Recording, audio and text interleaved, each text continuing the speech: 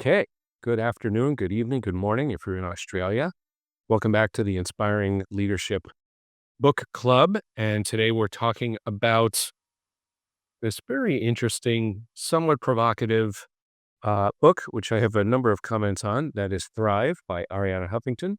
I'm looking at the 2015 version, which has a new preface, et cetera, is originally written back, I believe, in a few years before that. But great, interesting little book. And this is a book about health. It's a book about wellness. It's a book about wholeness and perspective.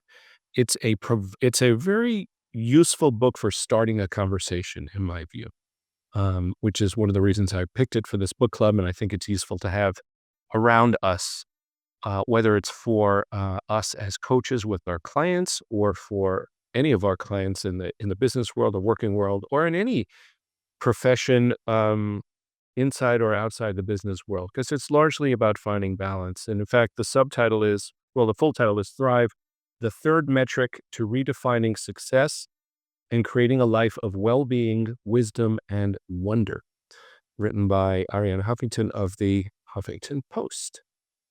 And what I'd like to do in this episode of the book club is not go through slides or checklists as we did two book clubs ago, but rather just to speak to some of the ideas in this book.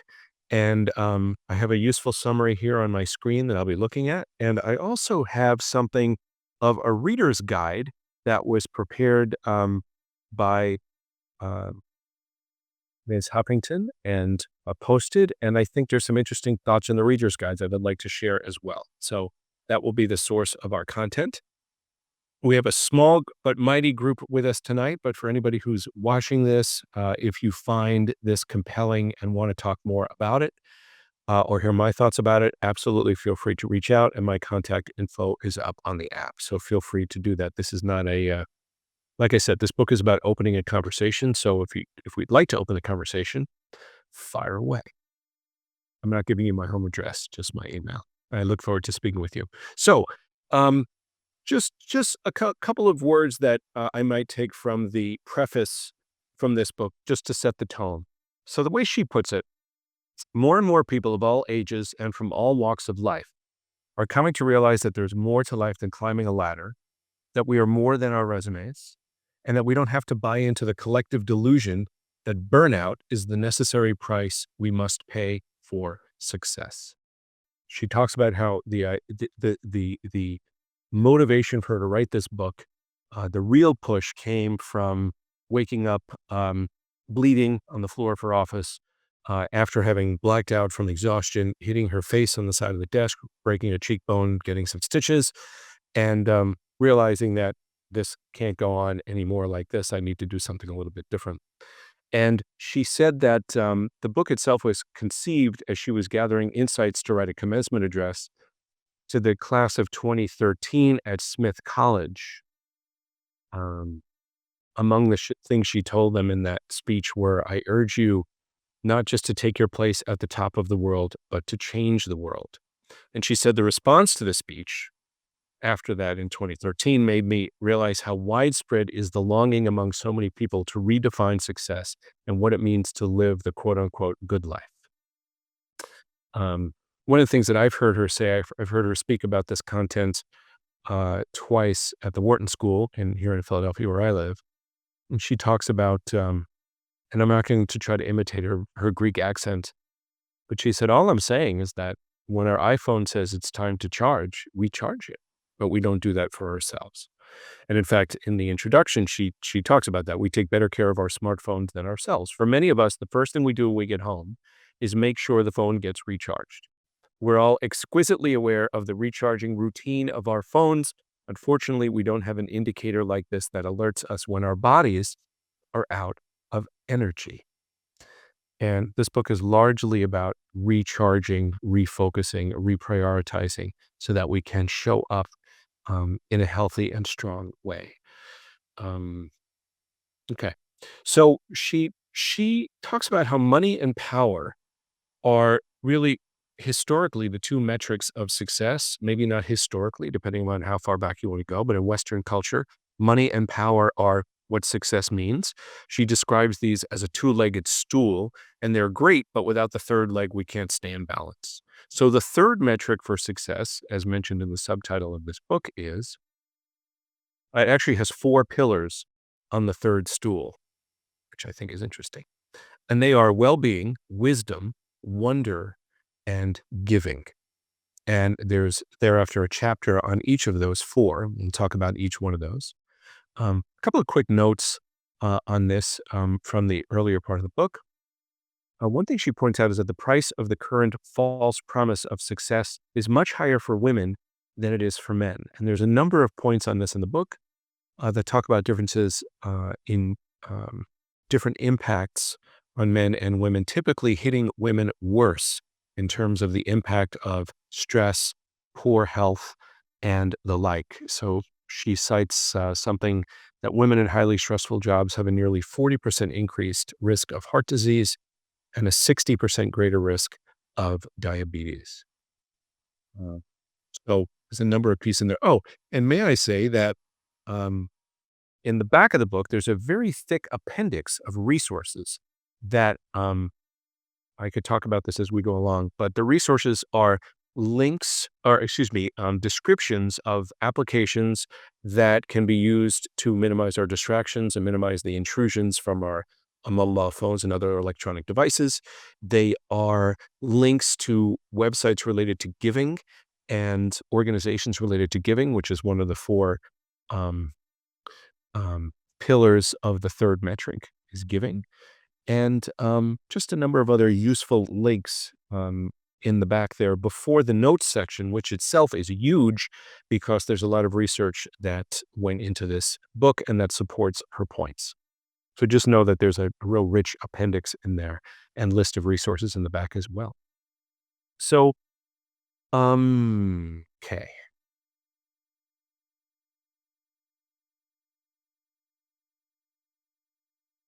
Well-being, I think, is fairly clear. We'll talk about that in just a second.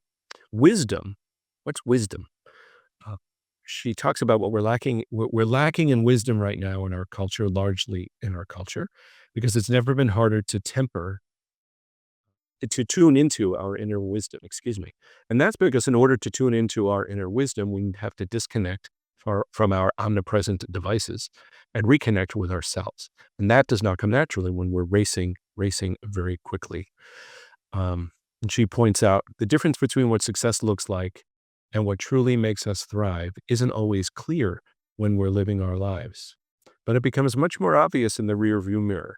And she points out, have you ever noticed that when we die, our eulogy celebrates our lives very differently from the way society measures success? I thought that was a really interesting point. So that's wisdom. Wonder, and we'll get to the chapter on wonder, but wonder is our sense of delight in the mysteries of the universe, as well as the everyday occurrences and small miracles that fill our lives. So wonder is a supportive pillar and helps us thrive because it keeps our minds fresh. It keeps our energy open. It keeps us in a state of gratitude. We'll get to that. I just want to call that out because sometimes wisdom and wonder are harder to understand than well-being and giving, which are more self-explanatory. So in the chapter on well-being, the author talks about how too many of us leave our lives and what she says, and in fact, our souls behind when we go to work. And this is actually the key part of the well-being section, and indeed the entire book, as she calls it. There's a discussion about burnout and its impact on our health, its impact on safety, its impact on our work effectiveness as well. There's a discussion about mediation and mindfulness and the impact of about how mindfulness has come into the mainstream.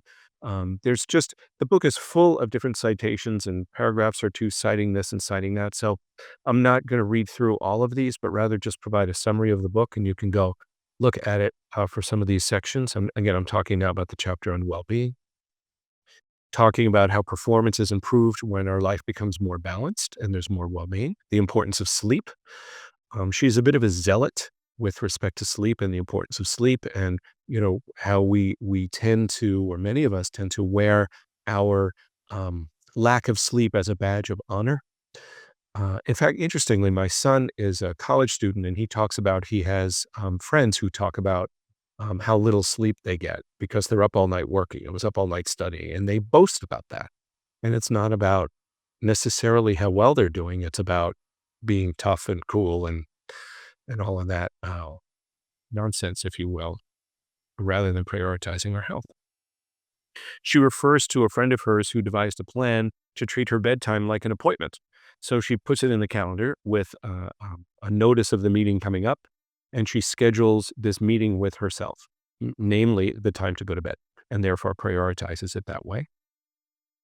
She talks about the benefits of walking, and she also talks about the benefits of pets and being with animals. And one of the things I appreciate about this dimension of the well-being chapter is it's very broad, right? Sleep, walking, pets, meditation of some kind, some dimensions of spirituality are in there, in very, very lightly loose 10,000-foot terms. And so there's space to consider what brings us well-being, what serves us, rather than being overly prescriptive, which I greatly appreciate. And I think that the well-being pillar comes first because it's the easiest typically for us to understand. We understand about health and the benefits of taking care of ourselves. But that's the first pillar of the third metric. That is what helps us thrive, is to be well. So that's the well-being chapter. I want to move on to the wisdom chapter. So she says, we don't need to leave behind the deeper parts of ourselves in order to thrive. We need to reclaim these instinctual strengths if we are to tap into our inner wisdom and redefine success. And as she goes on to say, wisdom frees us from the narrow reality we're trapped in, consumed by the first two metrics of success long after they have ceased to fulfill us. So one thing I would say here is I actually read some of the reviews of this book on Amazon. It was very interesting. And there were a couple of very strongly worded reviews that said things like, it's very easy to downplay money and power after you've got it. It's very easy to say money is not important when you're a very wealthy and successful woman. Of course, I agree with that. I can agree with that argument. But she does cite a number of things that talk about the impact of burnout, for example, on people who really don't have very much. In fact, it may impact them more because they're less able to get help or certainly to pay for help. So I do think that those sort of cynical reviews, there may be some truth to that. I get it. But on the other hand, she does talk about the impact of the obsession with power and money on all of us, not necessarily those of us who are quite fortunate. And we'll circle back to that a little bit later. She says, wisdom's about recognizing what we're really seeking, which is connection and love. But in order to find them, we need to drop the relentless pursuit of success as society defines it for something more genuine, meaning, and fulfilling. And I think that for those of us who work at Sloan Group and other coaching groups, we get that. That's part of what we offer to our clients, and sometimes hold up the mirror for the importance of wisdom and connecting to what our inner wisdom is. There's a section there about the importance of intuition and, very importantly, the dangers of our smartphones.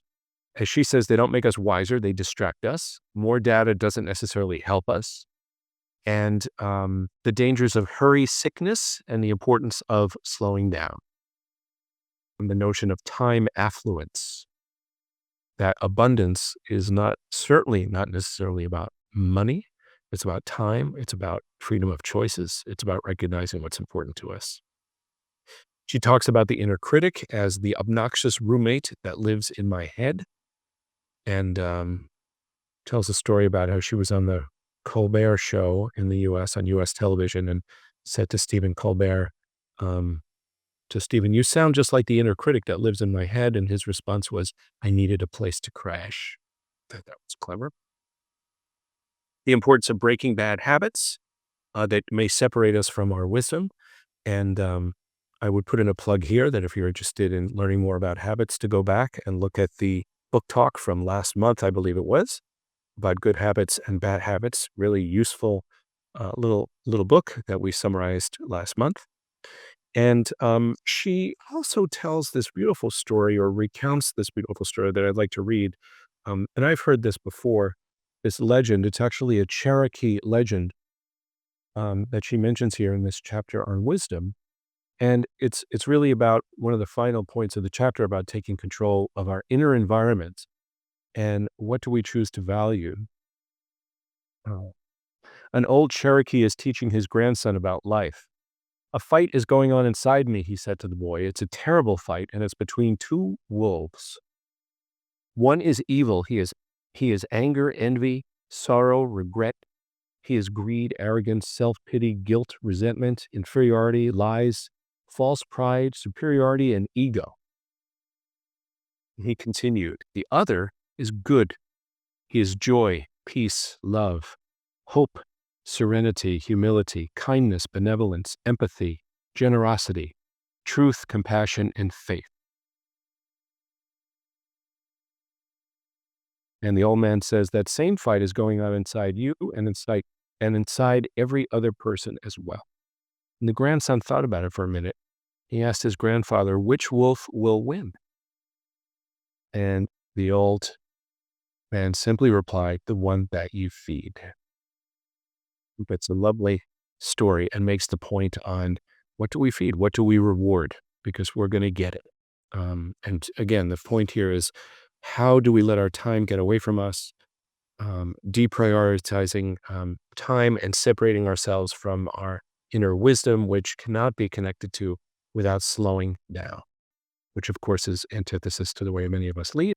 In fact, this woman is atop a media empire, and she talks about there's people in my organization that work weekends, but aside from those people who are on weekends, there are boundaries that they do their best to put up that say, don't respond to emails on weekends, don't email your team on weekends, don't expect a response from people on weekends, trying to preserve these boundaries. There's some portions of this book that are really full of what we're doing at the Huffington Post. It's a bit self-serving, but it's also an example, I think, of at least an intention to try to make things better. And I'm in no position to evaluate how effective that's been. It's not as though I researched the organization. Again, this is about starting a conversation, not evaluating her effectiveness or her organization. Uh, So that's the discussion on wisdom as a quick overview. Wonder is a fascinating space, I think, and something really different in this book, which I really, really liked.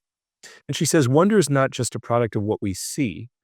It's just as much a product of our state of mind or state of being, the perspective from which we are looking at the world, that two people can see the same thing. Or in fact, two people can be looking at something and one won't even see it, and the other can see it as something miraculous or just beautiful and deeply profound.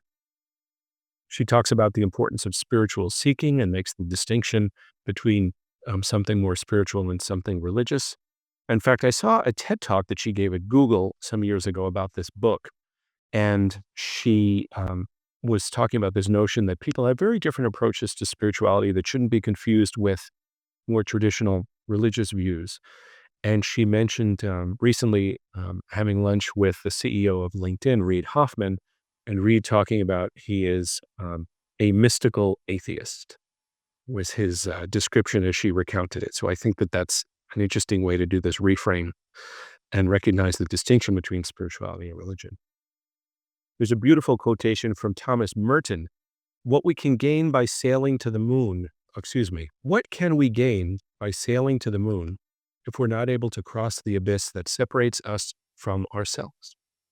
This is the most important of all voyages of discovery, and without it, all the rest are not only useless, but disastrous. I thought that's a beautiful quote.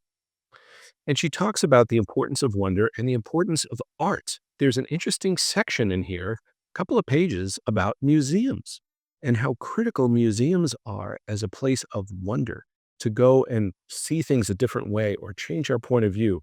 And there's a plea in there to continue to go to museums. And yes, technology and smartphones can be useful in promoting art and getting people to museums, but it's not the same to look at a painting or a beautiful work of art on our phones as it is to simply sit in front of the painting or whatever we need to do to evoke that sense of wonder.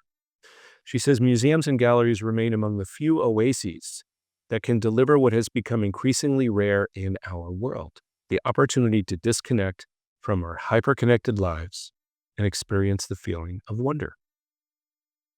The chapter on wonder also talks about music and how music can connect us to our sense of wonder, about storytelling and how stories can often take us away to a different place. Again, that cultivates wonder and therefore balance for ourselves, and the importance of silence.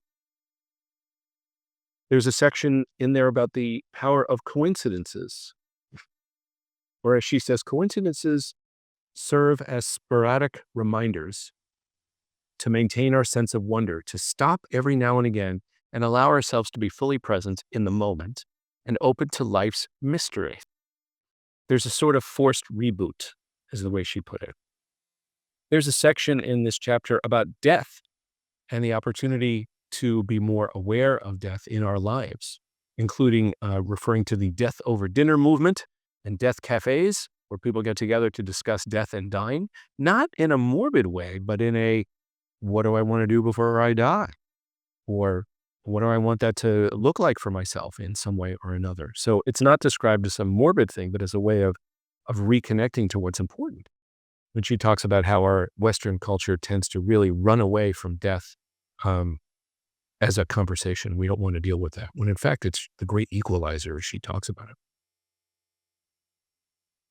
So in terms of being more in the moment, the place from which we can experience wonder, she offers three basic principles, or excuse me, three different activity ideas at the end of the chapter. The first is focus on the rising and falling of your breath for 10 seconds whenever you feel tense, rushed, or distracted. Pick an image that ignites the joy in you. It can be an image of your child, a pet, the ocean, something that inspires a sense of wonder. And anytime you feel contracted, go to it to help you expand. I know for myself, one of the things that I do is I look at this photo for myself on my phone. That's one of the more tranquil places I've ever been. And the third one is very, very impactfully forgive yourself for any judgments you are holding against yourself, and forgive your judgment of others. Then look at your life and the day ahead with newness and wonder. So I appreciate the way she talks about how judgments get in the way of our seeing clearly and perhaps our seeing what is wondrous in our lives. So that's the chapter on wonder. And then the last chapter is about giving, which I think we all tend to understand what that means. If well-being, wisdom, and wonder are our response to a personal wake-up call, service naturally follows as the response to the wake-up call for humanity. She talks about the importance of volunteering and how she did her best to make that a part of her children's lives as they were growing up.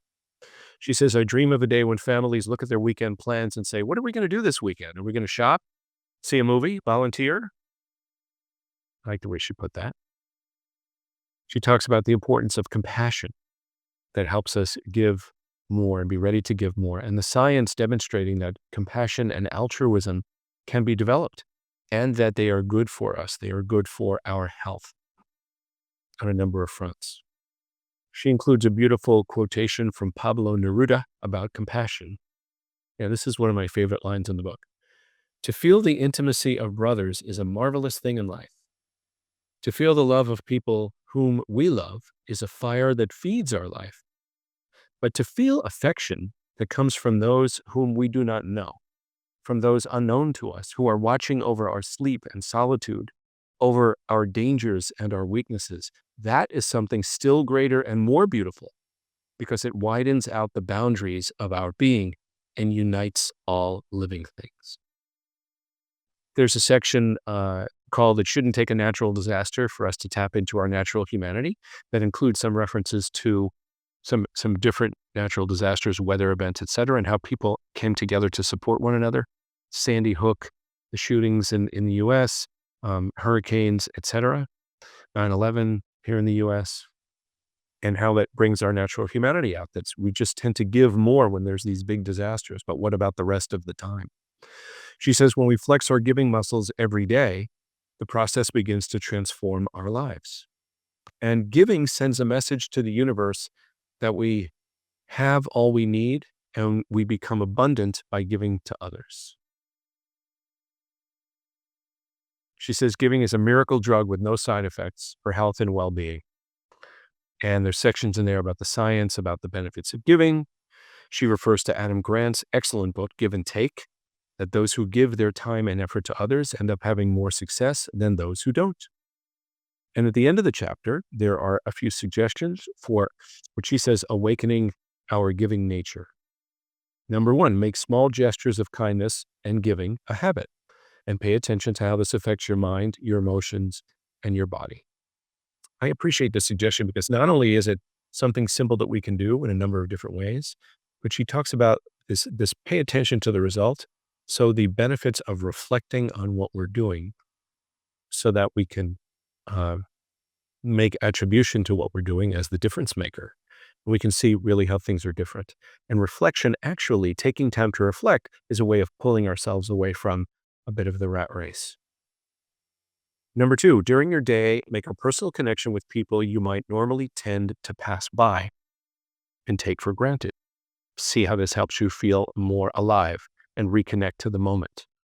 So the notion here is that if we would typically pass someone by and we stop for a moment and connect with them, we're more connected to the moment. And it's a giving moment. Maybe it's a wonder moment as well. And number three, use a skill or talent you have to help someone who could benefit from it. So she's talking about if you're an accountant, if you're a lawyer, if you're a painter, whatever it is, serve people using the skills that you have. It doesn't need to be some necessarily charitable thing, and it doesn't need to be money. It's use the skills that you have. She says it'll jumpstart your transition from being a go-getter to a go-giver and reconnect you to the world and the natural abundance of your own life. And those are the chapters about the four pillars of the third metric of of a larger well-being and wellness. She says we have, if we're lucky, about 30,000 days to play the game of life. How we play it will be determined by what we value. And we now know through the latest scientific findings that if we worship money, we'll never feel truly abundant. If we worship power, recognition, and fame, we'll never feel like we have enough. And if we live our lives madly rushing around, trying to find and save time, we'll always find ourselves living in a time famine, frazzled and stressed. And that's part of the epilogue that I think is a beautiful summary. And that kind of language, that to me conjures up the Smarter, Faster, Better book by Carlin Sloan that we featured maybe about 6 months ago on the book club. The paradoxes, right? If we worship money, it will never have enough. If we spend our lives madly rushing around trying to chase time, we'll always be time starved and the like. It's also a great book. Little plug there. I believe this is not. It's a well-written book, but it's not written by a writer. It's written by a thought leader, if you will. I just say that just honestly, people say, is the book well written? I get that request sometimes. I'm not sure I would call it very well written, but it's informative and the chapters are relatively short and the sections are pretty clear. So I think it's a pretty good read if you're interested in this content. There's a lot of offshoots in different directions that you might say, what is this doing in this section? It's relevant, although not necessarily core, but it's good. And I agree with just about all of it. And like I said, I think it prompts an important conversation. I think it connects with a number of other books like we talked about. Well, Adam Grant's Give and Take and Carlin Sloan's Smarter, Faster, Better. It connects to a beautiful book by Richard Schell, a Wharton School professor, called Springboard, about personal brand and about defining our own values and what's important for us.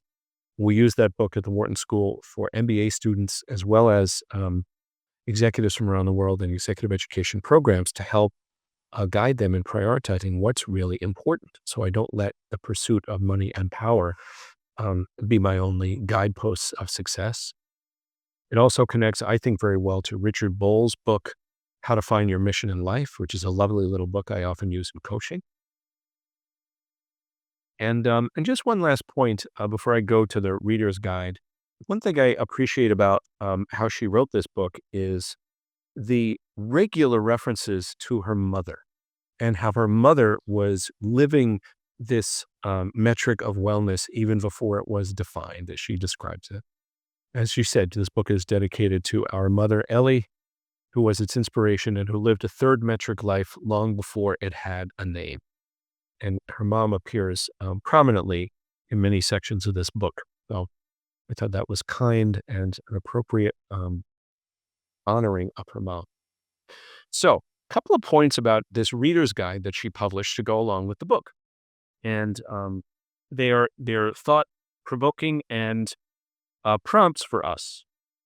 So I'd like to read some of these. So as you listen to this, you can consider how you might use these. So and the heading is questions and topics for discussion. So Arianna Huffington's third metric of measuring success beyond the conventional two metrics of money and power consists of four vital pillars: well-being, wisdom, wonder, and giving. Before you read the book, how did you measure success, and how did the book change your view of what it means to live a good life? Number two, describing the wake-up call she had in 2007, which is that episode where she fell down and cracked her face. She writes that while she was on the cover of magazines and had been named one of the world's most 100 influential people, she was working 18 hours a day, 7 days a week, definitely not thriving. Success, quote unquote, contributed to her stress and collapse. So the questions here are, what are your greatest sources of stress? How many hours a day do you work? How many hours do you think about work, even if you're off duty or technically off? Are you incorporating into your daily life what nurtures and recharges you? Third question about sleep. Citing numerous scientific studies about the harmful effect of sleep deprivation, Thrive offers readers a variety of ways to improve sleep habits, including turning off all your devices and gently escorting them out of your bedroom. Do you have trouble getting to bed? Do you feel you get the sleep you need? If so, or if not, excuse me, what are the biggest hurdles to getting more sleep? She actually recommends I don't know if she sells it directly, but she was instrumental in creating this wonderful little device that's actually a small little, it's a little bed, and you put your phone in it and you slide your phone under the covers of this little bed and it charges your phone. It's this very cute little thing that I'm sure she sold way too many of these things. And one of her strongest recommendations is let your phone sleep in another room. And if you need the alarm, I'll buy you an alarm, is what she says. Just because our phones are so distracting for us. I was coaching a woman the other day who is the number two person in a big media company in Asia, a telecom company. And she talks about how she gets 4-hour business updates. And whenever she wakes up in the night, she looks at her phone because she said she needs to see the 4-hour update. And that's, to me, an example of the dangers of having this phone nearby. One of the things I'm supporting her with is how could she just move this farther away so that that temptation isn't there. Next point is about meditation. She says the point is to find some regular activity that trains the mind to be still, fully present, and connected with yourself. So the questions are, which meditative activities are you most drawn to, and how can you make some form of meditation a part of your daily routine? I'm skipping a few things that I think aren't as impactful, honestly. It says the book balances scientific research with examples showing the importance of inner wisdom, dreams, silence, and escaping from the digital world and its 24/7 data stream. What are your favorite ways to unplug and recharge? Talking about giving. How has the power of giving influenced your life? Can you recall a gift you have received of someone's time and assistance? Did you pay it forward, and how? Talking about workaholism. The book takes on the myth that we must choose between a successful career and a well-rounded life of well-being. In fact, the book shows that the third metric tools and practices can enhance our success at work. Why has our culture sometimes celebrated workaholism? And maybe more importantly, what would our corporate climate be like if burnout were no longer a badge of honor?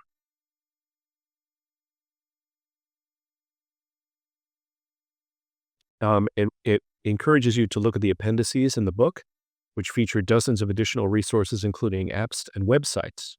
So consider which one might you try. And how does the book inspire you to live your life differently in the future? And finally, paying homage to her heritage, Arianna often shares sage advice from Greek philosophers and storytellers. Are there traditions in your own family that sustain you? How can they help to bring you inner peace? And there's a number of stories in the book about her family traditions and how they were useful and nurturing, both in her childhood and also to be able to go back to them at an older age. So those are some questions from the Reader's Guide that I wanted to make part of this talk. And if you have any trouble finding that Reader's Guide, if you'd like those questions printed out, again, let me know. So that is Thrive. I hope you get value out of it, enjoy it. Focus on certain sections if they mean more to you, but it's a fairly quick read. And as I said, I look forward to speaking with anyone about it if you'd like to deepen the conversation.